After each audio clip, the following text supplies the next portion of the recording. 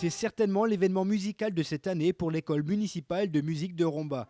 Depuis plus d'un an, les élèves et leurs professeurs se sont lancés à la conquête d'un opéra, Dr Jekyll et Mr Hyde. Un opéra qui sera présenté ce week-end à l'espace culturel de Romba. Et en avant-première, RTV a assisté à une répétition. Sous la baguette de Denis Albertazzi, professeur de guitare, on a pu apercevoir tout le travail nécessaire pour monter à tel projet.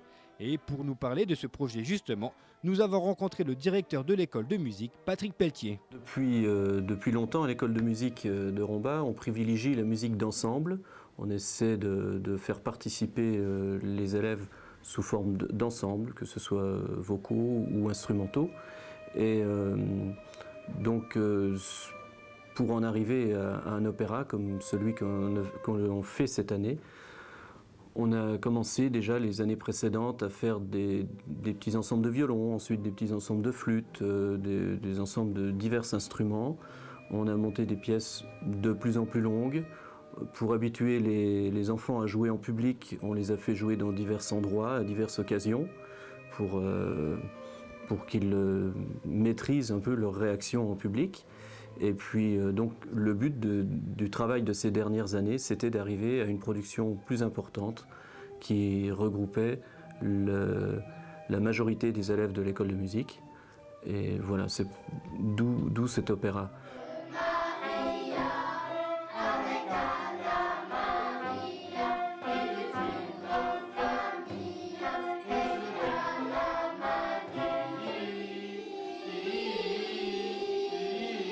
Proposé au départ par Denis Albertazzi, toute l'équipe de l'école n'a pas hésité à monter cet opéra, d'autant plus qu'il s'agissait d'un véritable travail pédagogique. Pour nous, l'intérêt, c'était de faire travailler les enfants ensemble, mais en même temps qu'ils apprennent quelque chose par le biais de ce que l'on faisait travailler. Et donc, le travail collectif est très important dans cet opéra, mais en même temps, on apprend l'histoire d'un grand compositeur, de Joseph Haydn. Donc. Joseph Haydn est né le 1er avril 1732. Il est mort en 1778, 1805 et 1809.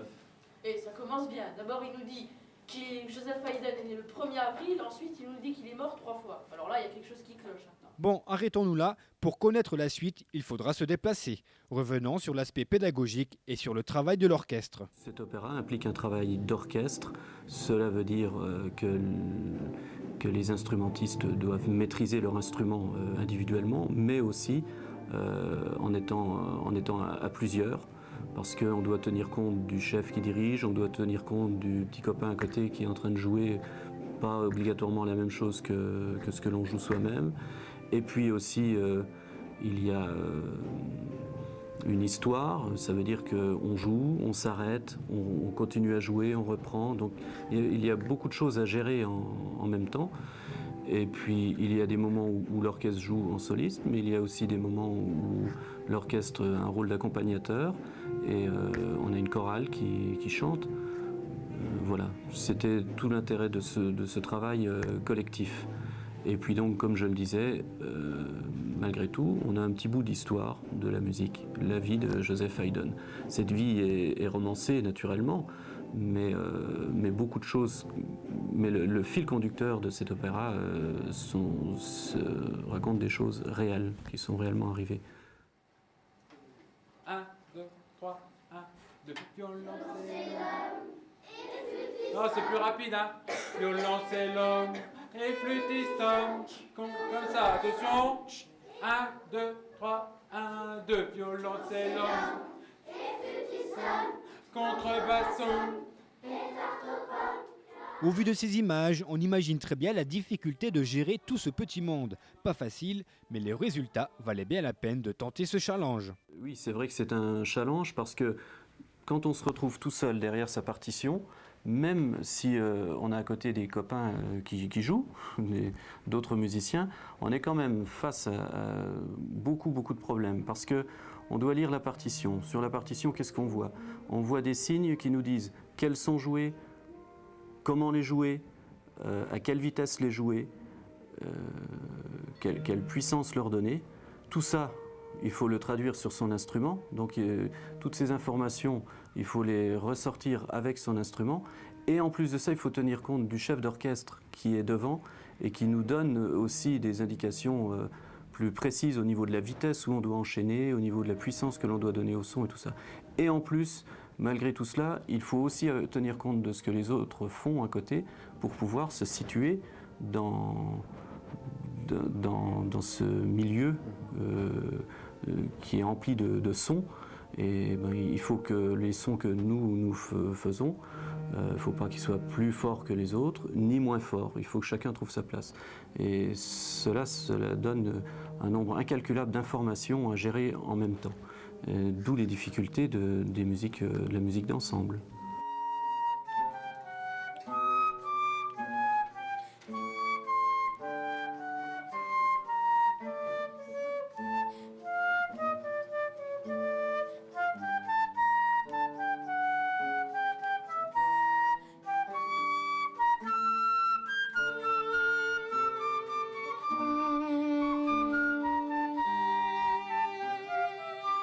On n'a encore pas vu le résultat final, mais d'ores et déjà, Patrick Pelletier se félicite de cette création qui obligatoirement aura une grande influence sur les élèves. Pour nous, le plaisir, c'est d'avoir montré aux élèves ce qu'était, ce que cela représentait au niveau du travail.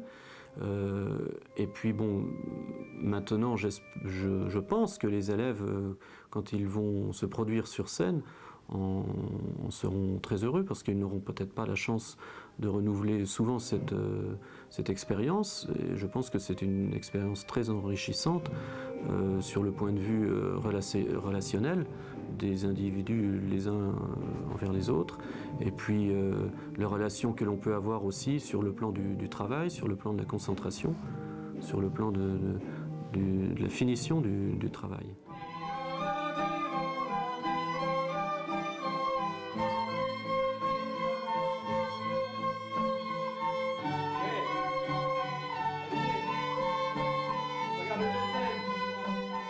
Rendez-vous donc ce samedi à 20h et ce dimanche à 16h pour 2 représentations de l'opéra Dr Jekyll et Mr Hyde par l'école municipale de musique de Romba. Entrée libre.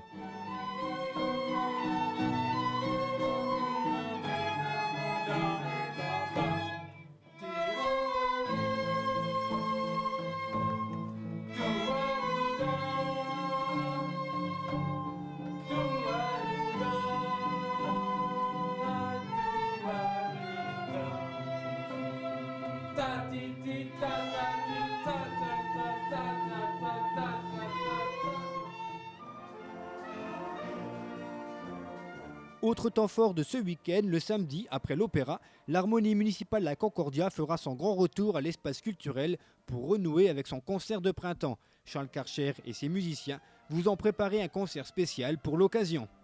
Attention, ce n'est pas fini. Le dimanche, l'opéra sera suivi d'un concert du Big Band, toujours de l'école municipale de musique de Romba. Mais plus qu'un concert, on nous prévoit un véritable spectacle. Alors voici une raison de plus pour se déplacer.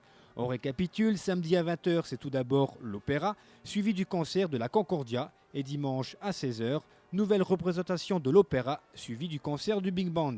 Et tout ça, c'est gratuit, alors profitez-en. Ce week-end, c'est inutile de rester à la maison.